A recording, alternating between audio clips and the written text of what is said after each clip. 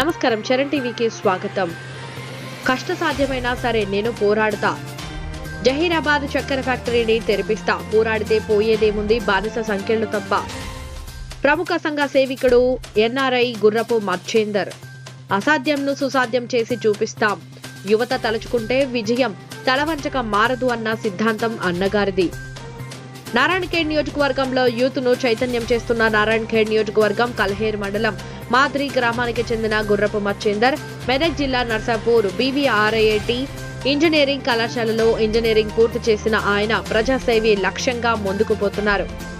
Zaheerabad parliament MP అభ్యర్థిగా సింహం గుర్తుపై పోటీ చేసి ప్రజల్లో తనదైన ప్రత్యేకతను చాటుకున్నారు.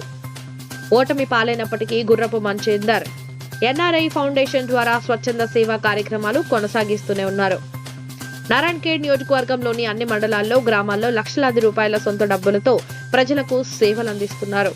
ఎలాంటి పదవులు ఆశించకుండా మానవ సేవే మాధవ సేవ అన్న సిద్ధాంతంతో ప్రజాసేవకు అంకితమైనట్లు మచ్చేందర్ మనోభావాలను చరణ్ టీవీతో వెల్లడించారు. పార్ట్ 4. పెద్ద పెద్ద సమస్యలు చాలా ఉన్నాయి. ఇక్కడ చక్కెర పరిశ్రమలు ఉండే చక్కెర పరిశ్రమ జైరాబాద్ లో మూసివేయబడింది. ఇక్కడ ఉన్న రైతులకు బకాయిలు కూడా చెల్లించలేదు. నేను ఎంపీగా గెలవకుండా చక్కెర ఫ్యాక్టరీని మళ్లీ పునఃప్రారంభించడానికి కష్టసాధ్యమైన మనం ప్రయత్నం చేస్తే తప్పకుండా పునఃప్రారంభించవచ్చు.